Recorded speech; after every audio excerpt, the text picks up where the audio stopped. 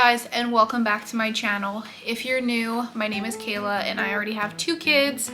I have a 5-year-old and I have a 2.5-year-old, and I'm currently pregnant with baby number 3. In this video, I'm going to cover weeks 25 to 28.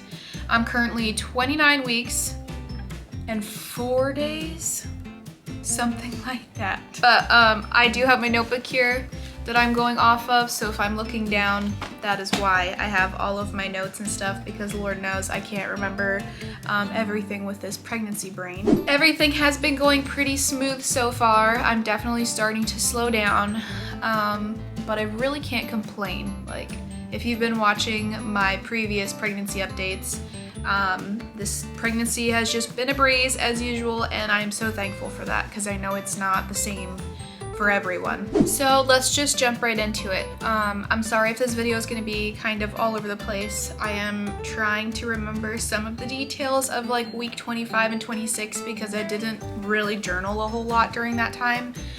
And I'm pretty sure it's mostly because I didn't really have anything going on that was worth writing down. Like, I know around week 25 and 26, my pregnancy appointment was good. Like, this whole time my blood pressure has been fine. Baby's heartbeat has been good, just everything's been going smooth. So the only thing that I can recall from weeks 25 and 26 is probably having to deal with like acid reflux at night, or indigestion, whatever you want to call it. But basically I have narrowed it down to the certain types of foods that I cannot eat before bedtime. I can only eat it for lunch so that it's like basically digested by the time I go to sleep. But if I have like broccoli or cauliflower, or like sweet peppers, granted if these are all like raw, that's when it bothers me. And I will be up in the middle of the night burping with throat pain, and just like, it is not enjoyable whatsoever, and then I have to try to like sleep upright. Sometimes that doesn't even fix it. When that does happen, I don't have Tums or anything on hand. Is Tums more for heartburn? I don't even know. I've actually never had Tums before. But anyways, my go-to typically when I start to have that pain at night in my throat and the acid reflux or indigestion, whatever you want to call it, I usually take like 2 papaya enzyme tablets, and those seem to do the trick for me. As well as like kind of just trying to sleep upright. So I think that was the only thing that I really dealt with. But week 27 is when I really noticed that things started to shift, as far as I was starting to feel that my belly was heavier and I'm slowing down. Like week 27, that was it for me. Up until that point, I was just going, maybe doing a little bit too much, but I was able to keep trucking and just like get projects done, and I was motivated and I felt great. And then week 27 hit, and it was just like that week it hit me, and I'm like, all right, I'm tired. I'm physically tired. I need to slow down. I shouldn't be doing this many projects now. I still want to stay active because I feel like it's good to stay active and do different projects, but I feel like I was probably doing a little bit too much. And week 27 was that week that was just like, all right, you need to slow down. But yeah, my belly was feeling heavier, and by the end of the day, I was just more sore, tired, and I would feel it at the end of the day like, all right, today I did too much. So I'm definitely trying to slow down now. So week 28 was when I had an appointment, and they told me they were gonna want me to do another glucose test, which I wasn't necessarily happy about. I think I covered this in my last pregnancy update, but they told me that because my first glucose test that I did was such an early one, they want me to do another one just to make sure.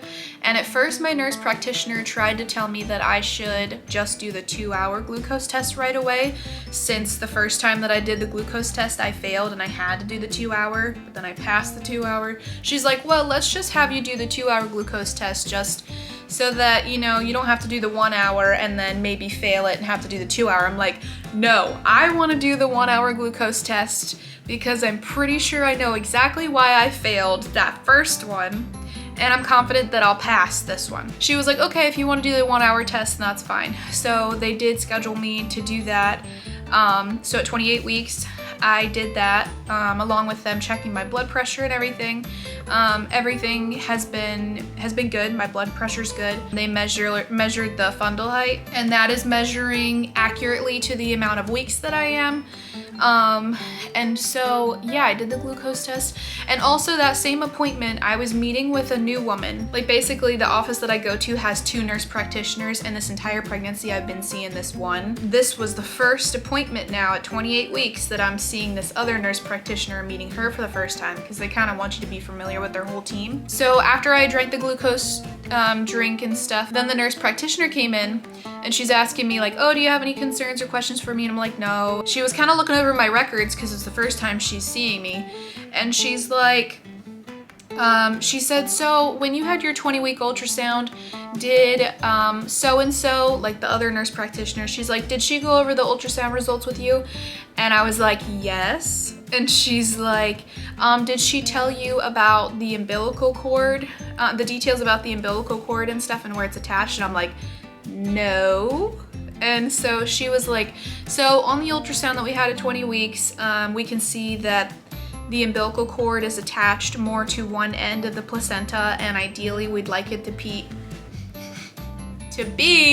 attached to the middle of the placenta. And so she's like, we're not really that concerned right now, but it just means that we're gonna wanna do more ultrasounds leading up to baby's birth to make sure that the blood flow in the cord and stuff is good, and also make sure that baby's growing the way that he should. First thoughts going through my mind is, that was my 20-week ultrasound that you got that information from. Why am I just now finding this out at 28 weeks? Like, why did nobody tell me about this? Whether it was a concern or not, like, I mean, maybe the one nurse practitioner was like, well, you know, like maybe it slipped her, I can't believe that it would slip her mind, but like maybe she's like, well, considering I'm not concerned, I won't tell her. I don't know, but for whatever reason, I feel like they should have told me that right away.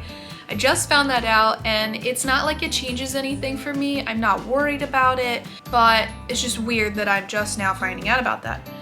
So also this same appointment at 28 weeks, I was supposed to get the RhoGAM injection. I'm not gonna go into details about what that's for, because if you're watching this, I'm assuming you probably know what that's all about. But basically it has to do with the fact that I have a negative blood type.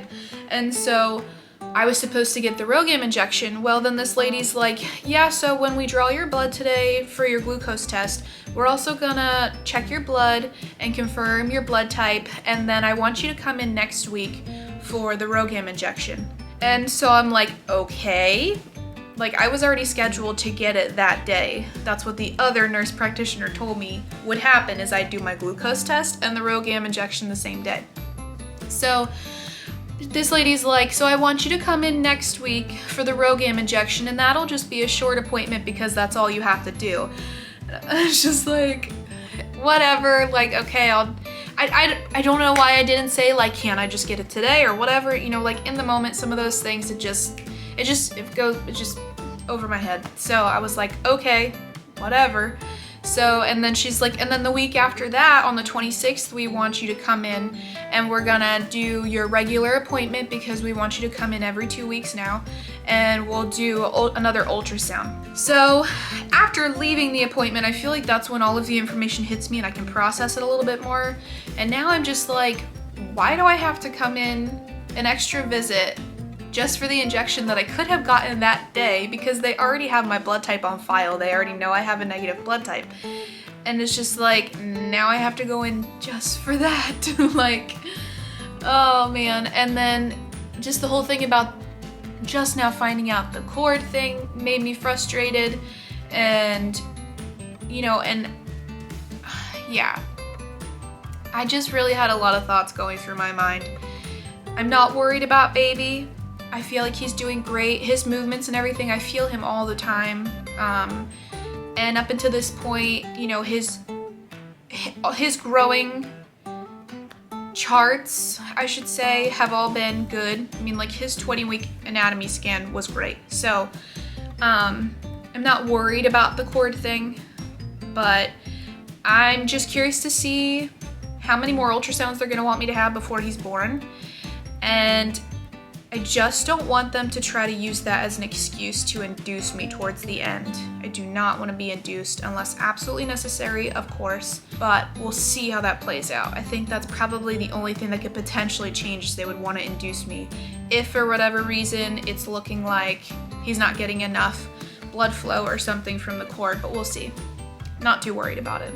So up until this point now, I have not heard back about my glucose results, so I'm assuming I passed because they did tell me like if I'd have to come in for a 2-hour, they would call me, and I haven't heard anything, so that's good news. This last week I also did go in for that appointment to get the RhoGAM injection, so I got that, and yeah, that's pretty much it. I am scheduled to go in this coming Tuesday for another appointment as well as for an ultrasound, and it just so happens to be on my birthday, so it's kind of bittersweet. It's like I'm kind of bummed that I have to get an extra ultrasound or more ultrasounds than normal, but at the same time I'm like, well, it's kind of a nice birthday present to be able to see baby. We'll see how that goes. I'm hoping to go into that appointment with more questions as far as like just really noticing where the cord is attached on the placenta and asking more questions regarding that. And so yeah, we'll get to see baby, so that should be fun. But so far everything's been good. With Cadence, I was measuring bigger as far as fundal height goes, and I didn't really ever know why. This time around I am measuring spot on, so that's comforting because I'm like hopeful that this is gonna be a smaller baby than what Cadence was. Baby's heartbeat has been consistent and it's been around 140 to 145 beats per minute, so he's doing really good. That's pretty much all I've got for you. We're still doing good. Like I said, I'm just slowing down. Like these last 2 days, I have felt so physically tired, and I feel like just my stomach is just like hanging. I mean, I know it is, but it just feels different this time, and I'm assuming it's partially because this is my third baby, but like I just feel heavier and stuff, and yeah, I don't know. But before I end this video, I'm gonna go ahead and show you what my bump looks like so far, and I think we'll call it good.